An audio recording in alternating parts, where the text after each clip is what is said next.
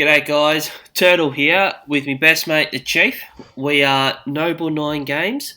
Well, minus the games more often now. We're a splash of games and more just shit talking lifestyle. Chief, how are you, mate? I'm good, mate. I'm good. Wow. I'm good. I'm fucking rooted, but I'm good.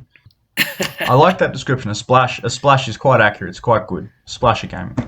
Yeah, we're well. I mean, it's just on in the background, and if people feel like they want to watch it, then by all means, it's there. But I don't imagine they will. No, I mean, we can't exactly call ourselves a gaming channel when, at this point, it's not looking like we're getting next gen until shit maybe April in some cases. Yeah, well, I saw somewhere that the UK have got PS5s and Xbox Series X's and all that sort of jazz. So I'm a bit curious as to why they get it and we don't. Yeah, I don't know.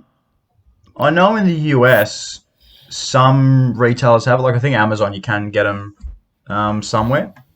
Certainly, Mhm. there's a lot more stock available for PS5s than there is for Xboxes. Yeah, But yeah, we'll just see how we go. But the point there is, we can't really call ourselves a gaming channel if we're, 3 to 4 months behind our competitors. no, it puts us at a disadvantage, doesn't it? A little bit, but honestly, I mean, you and I are both way too lazy to be, esport players or something very serious. So this is why we just like running our mouths instead. Oh, we got more fun things to do. That's it. Like sleep. Exactly. Sleeping is key. That's it. That's why cats are so happy all the time. Yeah, and masterminds too. They sleep.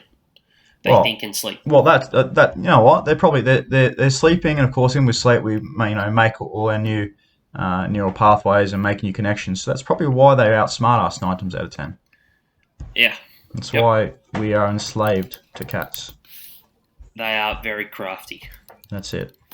That's Very, it. very crafty. All right, Chief, what's going on in the world this week, mate? Well, a couple of different things. I mean, the big thing is the ongoing situation in the US. It seems almost hourly, or every half day, the situation develops. So the legal fight for Trump is still on. Um, and you know what, man? With every single day, Mm-hmm. more and more and more evidence comes in. It gets a bit more serious. Every now and then, Trump gets a big legal win. It is worth noting he has had a few cases thrown out, but I wouldn't worry too much. I mean, look, if you're a conservative, if you are, say, a Trump supporter, I wouldn't worry too much that there's been a few cases that have been thrown out so far. The reason is that the main thrust of his legal challenge through his attorneys, Rudy Giuliani and Sidney Powell, I think her name is going to come right down to the wire before the dates of certification, simply because the investigation is uncovering quite a deep and significant, criminal act. So that requires time to gather evidence and present a strong enough case. Because, I mean, if he's successful in this and he somehow gets the results of the election overturned and is re-elected for a second term, that is quite honestly historically one of the largest legal wins and largest ever comebacks in history. Yeah. Yeah. It'll be one for the ages, won't it? Oh, it's as I said, it'll be absolutely historical. I still have faith it'll happen, but that's not understating the size of the mountain that Trump and his team has to climb, because Biden, despite the fact that he has done nothing to earn it, is in the box seat to be president. Yeah. Yeah. Well, and that's the issue, isn't it? He's already so far ahead of the game that Trump has to pull his finger out to try and catch up. Yeah, I mean, I tell you what, it's an interesting tactic because Trump's been he's been very quiet since the election result. Only appearing in public on a handful of occasions and making the occasional tweet. Now, I think that's also because Yeah. what Twitter and Facebook and co are doing right now with the censorship is absolutely criminal, and there's very little point him making any sort of statement on those platforms because they get slapped with with claims of false information and rebukes and all this sorts of absolute nonsense that just dilutes his message, censors his message. Yeah. Well, I mean that's an argument for another day. How you in a free democracy with freedom of press, freedom of information, can censor the head of state is fucking beyond me. But that's currently where America is. So, Well, and that's a whole nother issue, isn't it, mate? It is. That censoring and that lack of freedom of speech and everything like that. It's that's another topic for another day, I think. Yeah, well, it is because, and that'll be a long one because I don't think people quite appreciate this, but that topic is one of those generation-defining decisions or directions that we have to go as a society, particularly in the West. Because if you remove that and you give power over information distribution to essentially tech oligarchs, so big tech, Facebook, YouTube, Google, Twitter, etc. Well, that's the end of democracy. It's the end of truth. It's the end of right and wrong because someone else decides for you. So we no longer live in a free country at that point. I mean, you could, and we'll save that discussion for another day, I think. Yeah, good idea. Because I know both you and I would get sidetracked very, very easily. Yeah, exactly. If we're trying to make this a shorter one, that's a good idea to press on. Okay, so with that being said, mate, what do you estimate Trump's chances of actually getting back into power or, back into the game, I guess? Look, a completely arbitrary number. I would say best case 40%. 40% chance he gets in. It's probably being a bit generous. It's probably between 35 and 40%, to be honest. What about yourself? Well, I guess. Look, I couldn't hazard a guess with the numbers, but if I was to say, I'd give him a quarter of a chance, a 25% chance, and if he can pull that off, then as you said before, it'd be one of the greatest escapes or greatest victories the world would have ever seen. Well, do you know what I want to happen? What's that? I want Trump to get a second term, and then, the South Park season where Garrison becomes president, which is obviously a play on Trump. Yep. And then once he's elected, he goes back to South Park, and he makes everyone that doubted him or fired him or wronged him essentially suck his balls. Yeah. And he gloats about it, and he's a smart ass, and he goes on about how he's got dry bowels. Man, I reckon Trump, if he gets back in for like the first week or two, I reckon he just acts like that, like just act like a complete child.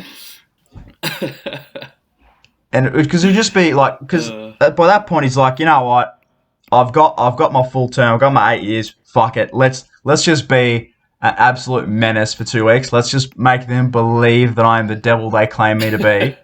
Have a bit of fun, roll them up, get them as shitty as they can, as he can, and then after that, like, all right, now I've had my fun. Let's get back to being one of the best presidents this country's ever seen. Well, that would certainly be interesting.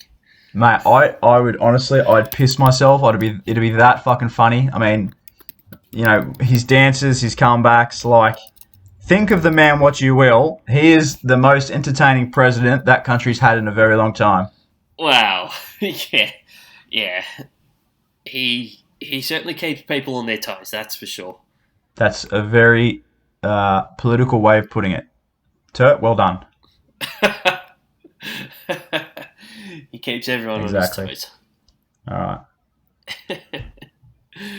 right. All right, Chief. Well, how about we wrap that segment up and we move into grind my gears. What's been grinding your gears this week? Right. So a little bit of context. So I'm a paramedicine student, right? And just done a little bit of placement. the last few days. So my first real experience of life on road as a paramedic. Two things are grinding my gears. One, people call ambos on the most stupid of shit. That I mean, okay, see, you laugh. And look, when you hear individual stories, it is absolutely a laughing matter. Some of the stuff. Now, I won't go into specifics of certain jobs and certain people for privacy reasons, but certain jobs that I've been on in my few days, I can only imagine what it's like for some of these guys that have been paras for years and years. But if you think about it, right, each area. So this is, I'm going to get very specific to say Brisbane, but I imagine this is the same way it works in Melbourne and Sydney and whatnot. And I imagine it's probably similar to the way it works in like the US and UK and that sort of stuff as well. Is that within each city, obviously you'll have major suburbs, like your larger suburbs, right? And they will typically have, they'll all have, most suburbs will have, a paramedic station, right? An ambo station. Some are larger, some are smaller. Some can be as small as having only 5 or 6 trucks. Some can be as large as having 20, 30 trucks. Now, if you have a big area that is serviced, let's say, for example, it's serviced by 50 trucks, okay? At any given time, 25 of those trucks are, this is all arbitrary numbers, but this is just to make the point, 25 of those trucks are out on jobs, okay? So they're out getting people and they're busy. They're not available. They're either treating on scene or they're driving to a scene or they're transporting from a scene. Another at least 15, almost upwards of 20 of those trucks are at hospitals undergoing what's called ramping. Now, ramping, this isn't the problem of the public. This isn't the public of the paras. This is a problem with the healthcare system. Ramping is when you get to a hospital and you get into the ED department, so the emergency department, and you triage your patient in and there's a queue because there are only so many beds available in an ED department for doctors to come in there to assess patients. The problem that we have is that until you get the patient basically from your stretcher, so they've triaged, they've come into the ED department, they've triaged, they're still on your stretcher, you're still caring for them, until you get them into a bed for the hospital team, a doctor, the nurses, whatever, to then take over, that's your patient. So a para team, so a team of 2, okay, and potentially more, say a CCP, so a more advanced paramedic. It's Micah in Victoria. Could literally be waiting in a hospital hallway with a patient on a stretcher, all monitored up and, defibs on and all that sort of jazz for hours, waiting for a bed. Now, I've been to a certain hospital dozens of times already in the last couple of days, and I have probably waited for at least probably 8 or so hours, I reckon, so far, out of 3 12-hour shifts. Yeah, right. So what's that, 12, 24, 36? So of those 36 hours, for 8 of those hours... That's almost a quarter of your time, mate. A quarter of my time, unavailable, can't be tasked. And we're not doing anything. We're not helping anyone. All we're doing is babysitting these people to make sure that they don't die of some unforeseen ailment that's just befallen them, or we haven't been able to diagnose or see with the level of equipment that we have. Yeah, shit. So there's so you got 25 out on jobs, another 15 to 20 ramping, okay, which leaves 5 to 10 available. Well, you think about how many jobs come in at that point in time. Then there's not a lot of ambos left. No, not at all. So the capacity for the system to stretch beyond the numbers it's already receiving is minimal. There is nowhere near enough trucks. Well, actually, no, that's wrong. There are enough trucks. There are enough crews. The main issue is ramping. Yeah. However, that's a problem, the ramping issue, that can take years to solve. It means expansion and investment and rebuilds and renovations of hospital departments, entire hospitals in some cases, building of more hospitals, the hiring of more staff, costs money, etc., etc., etc. Okay, those are big things that need to happen, and they don't happen quickly. What shits me is people that call us for the most basic of shit. If you can drive yourself to hospital, drive your fucking self to hospital. Do not waste our time. Yeah. Like half the time we get people that all they need is some Panadol, some Nurofen. Yeah. They've got stuff like they don't have to go tonight. It's not an absolute emergency. They can go in the morning. They've got family members there that can drive them. They're capable of driving. Get your fucking lazy ass to the hospital. Like, you're not going to die of, oh, I've got a sore thumb. Oh, I've hurt my toe. I've got a sore tooth. I've got a bit of a headache. If you have, unless you feel you have some sort of ailment or injury that is going to be a danger to other people or yourself while you are driving, drive your fucking self to hospital. Or get someone else to drive you to hospital. Or get a taxi or an Uber. You get Ubers on a Saturday night or a Sunday morning when you're drunk out of your mind back home that costs 50, 60 bucks. I think it's reasonable that you can get a damn Uber to the hospital that's 5-10 minutes away. It's going to cost you 15, 20 bucks for a one-off. Yeah.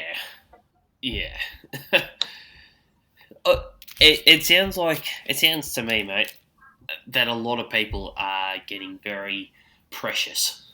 Oh, that's 100% the word. Now, I should say that definitely not all of society. I mean, there are some people that just you cannot present an argument to them that will convince them to come to the hospital.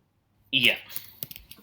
When, I mean, they could honestly have half their neck cut and their heads dangling by a thread, and they go, "Oh, no, I'll be right.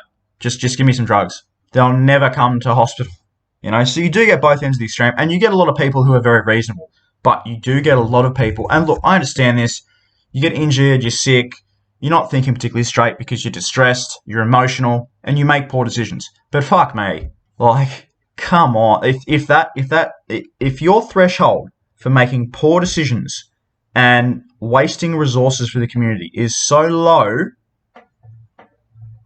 then you need to have a good hard look at yourself and honestly harden the fuck up. Yeah.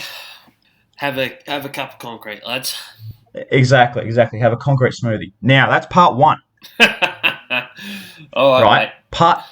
Part two. Now, obviously, from previous episodes, you understand that I have a really negative relationship with driving in Australia, in cities. There's rarely an aspect of it that I enjoy. As soon as because I love driving, I fucking love it, right? I love the experience of driving. But holy shit, if it's not traffic lights or it's traffic or whatever, I've always got issues. This is an issue for Ambos driving. When they are driving to a job code 1, so license sirens, they are driving along at quite literally a million miles an hour. Yeah. In case no one has realised, so they drive around in Mercedes Sprinter vans, if I'm not mistaken. They're big, heavy motherfucking things, right? They don't stop on a dime. They don't turn on a dime. No. Take some time, okay? Yeah. When you see lights and sirens, or when you hear sirens, because you'll hear it first, when you hear it, get the fuck out of the way. There are so many people that will wait until the ambo is literally right behind them to move. Get the fuck out of the way. If there's a space, move to the left-hand side. The ambo will always go on the right, because that's how we should always do it, right?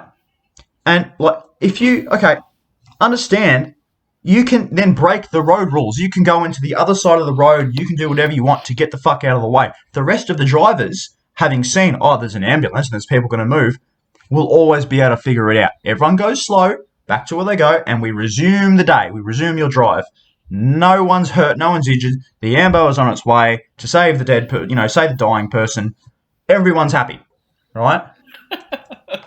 Because I tell you what, it's right. People just think, it's if you slow up an ambulance whilst they're code 1 to a scene, they just think, it's just a problem for the dying person. It's not. It's a real risk to the crews, to the paras, because they're very exposed, man. Like they hit you or you hit them or whatnot. Again, those vehicles are not designed. They're not. They're very tall, so they're very likely to roll. Yep. People just need to get better. They need to be less selfish. They need to have a goddamn brain. Get the fuck out of the way. Because I tell you what, there's a very good reason why a lot of ambulances these days have massive bumper bars on the front. Yeah. Because honestly, it's just like fire engines in narrow streets. If you're one of those dumb people that parks in a narrow street, two cars either side, so you can't get another car down the middle of the street. Fireys will drive right through your little shitty hatchbacks, right? And paras will do the same. Mm-hmm. We'll take out the side of your car, we'll clip you, whatnot. We'll bust the shit out of your car. It won't hurt you, but we'll bust the shit out of your car and push you out of the way to get through. Yep. So if you don't want your car damaged and you don't want me to get out of the back and come and zap you with the defib because I'm pissed off, get the fuck out of the way. Well, mate, I got told growing up that if you saw an ambulance or police car or fire engine or whatever emergency vehicle, just get out of the way. And it's not rocket science. They've got places. It's fucking they've got not. places to be that they have to be. They're not putting the sirens on just to fuck around. No, here's the thing, people don't understand, right? As soon as they put the lights and sirens on, they have to get permission. If it's a job of a certain degree, so it's a code 1, Alpha Bravo Charlie, whatever, that requires lights and sirens. But anything short of that, they can't go lights and sirens. Mm-hmm. They have to get permission to upgrade to those classes. So if they're lights and sirens, it is a verifiable, legitimate problem. There is someone. Yeah, exactly. It's a fucking emergency. Emergency. Wherever they are going is more important than whatever you are doing. Yeah. So I've said it multiple times. This is the last time I say it. Morons on the fucking road. But I don't know what country you got your license from. God forbid, I don't think it was here. But get the fuck. If you see sirens or lights, get the fuck out of the way, or I will zap you. Well, there you go, guys. Chief has had his rant, and it's a serious one, I think, and one that needs to be looked at. Mate, my gears need to be greased after that one because they're grindy and fucking angry. Bit of WD-40. That's it. Bit of WD-40, bit of spit, bit of duct tape, get it going again. Yeah, perfect. That's a recipe for success. It is. All right, man.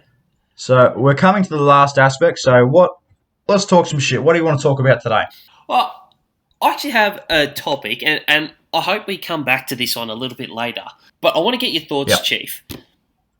At what point does a player, for us it would be an AFL player, but for other sports it'd be an NBA player or a soccer player or whatnot, at what point does a player get bigger than the club, and should the club rein that player in? Yeah, okay. So, the best example of this in the world is Conor McGregor. Hands down, no argument, best example. Mm-hmm. Now, that's obviously much more prevalent in individual sports than team sports. But in saying that, there are some players in the AFL and in the NRL and look at the NBA. I mean, look at LeBron, for example. Yeah, there's so many characters in these sides. You look at LeBron, Kobe when he was alive. He was bigger than the game. Michael Jordan. Yeah. Arguably some of the biggest icons the world's ever seen. Or even, in soccer, Cristiano Ronaldo, Lionel Messi. Yeah. At what point do you have to say, well, no, the game's bigger than you? Well, or do you have to say that? Yeah, I'm gonna think and decide as I talk. Because I also think it is sport dependent. I think for team sports, so AFL, rugby, soccer, basketball, there comes a point where you do need to rein in a lone star if they're getting bigger than the team, because the reason is for those sports, the goal is a team premiership. It's a team victory, a team championship, whatever you want to call it. Sport depending. That's the goal. That's the prize. It's not, the best player of the year. For us, it'd be the Brownlows. I think for league, it's the Daily M medal. I don't know what it is for NBA. It's probably MVP or some such American thing. Yeah, it's the MVP, and then for soccer, it's the Ballon d'Or. Yeah. Those are all secondary to the team championships. So in that case, I fall on the side of no, team first, individual second. Because time and time again, we've seen it, a champion team will always defeat a team of champions. Yeah.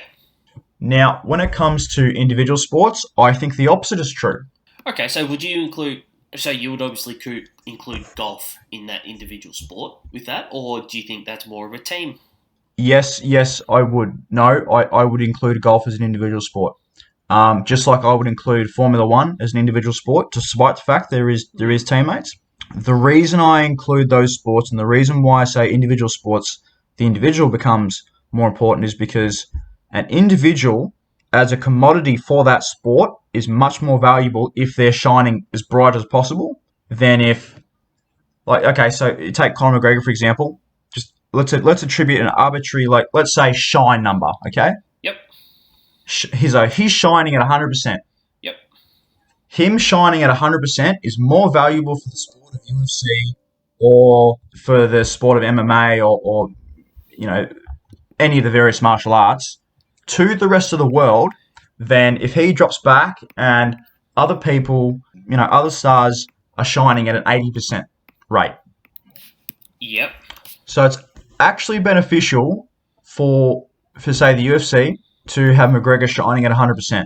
Now the other side of that is, well, they can get out of control. Connor obviously has done that a number of times. There are other athletes that have done the same thing. Lewis Hamilton, for example, has driven the whole woke Black Lives Matter agenda into Formula One.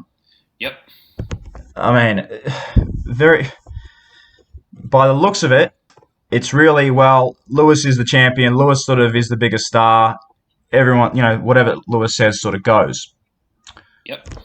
Now, in that case, yeah, for the most part, Formula One has appeased Lewis, just like for the most part the UFC appeases its stars when they come back, because at the end of the day, it's business, right? Yeah.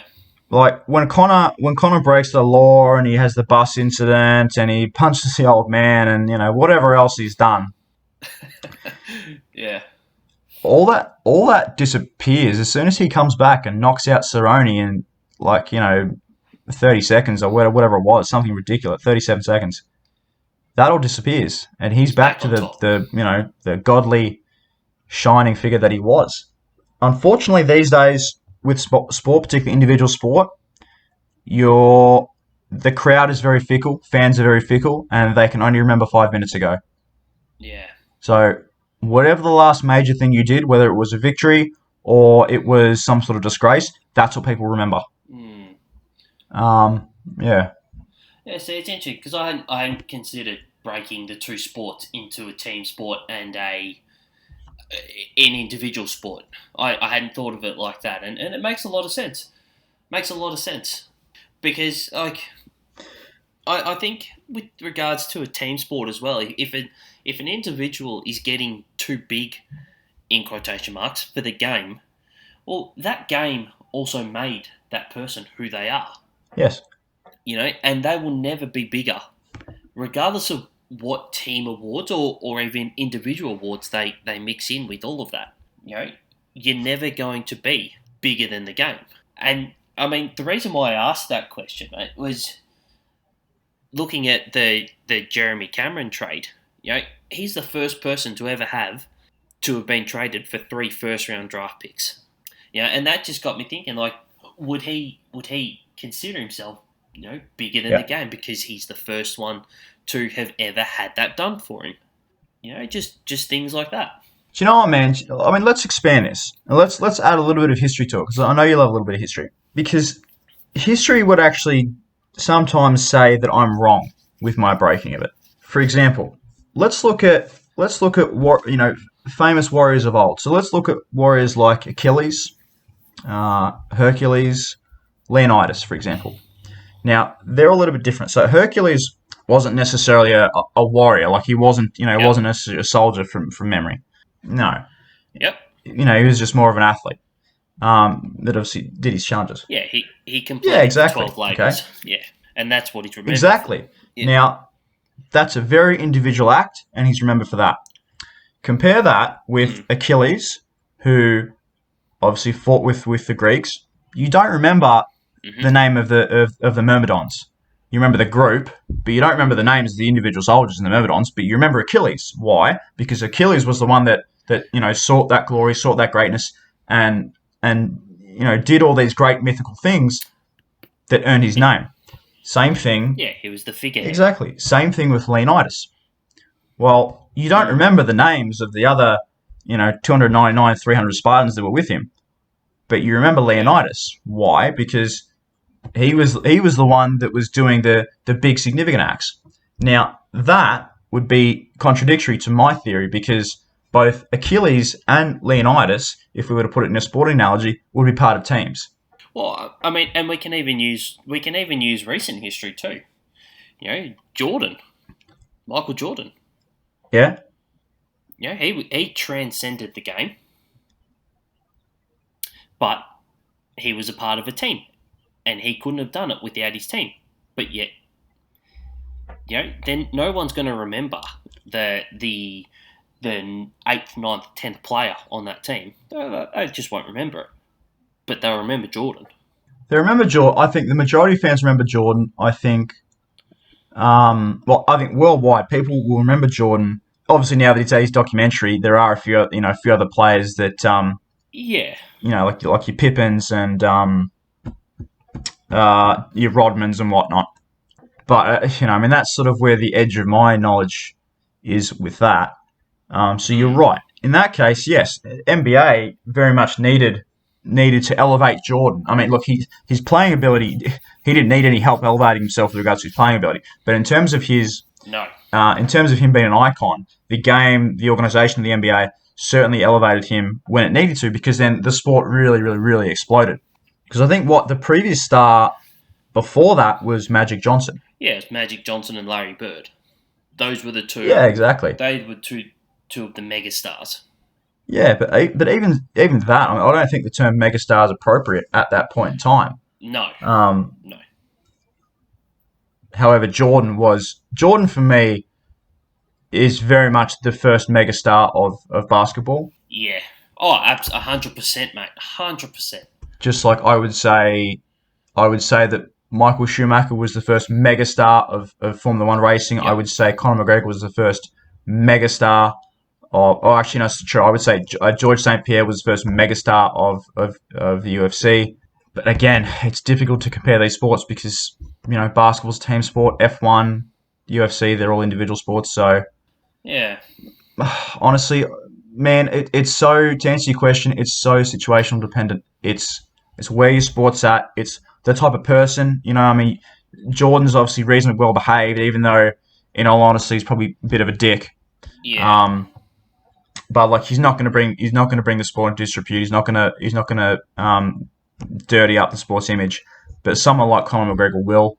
So you've got to weigh that up, I think. yeah. Okay. Yeah. Well, look, Chief. Thanks for indulging my question there, mate. No, it's a good question. Good question. I think we should put a pin in that as well because I would like to get a few other people's opinions if they are willing to come onto the show and consider that question too. Oh, for sure, for sure. That actually brings us to another good point, which is that we want to get to a point with this show where we do involve other voices and other opinions.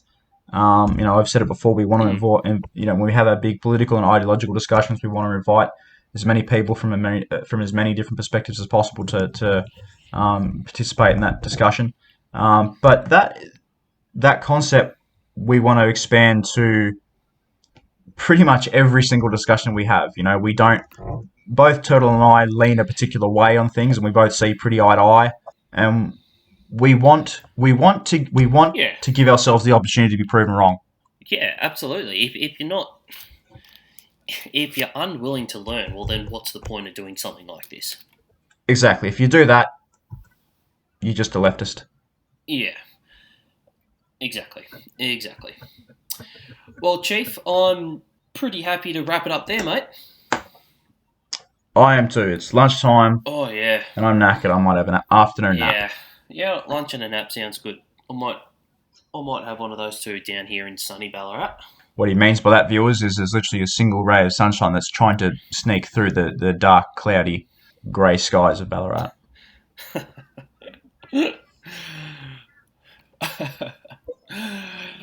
All right, guys. Don't forget to leave a like, subscribe, hit the bell notification. All right, I'm the chief, guys. Catch you I'm later. the Turtle. Peace out.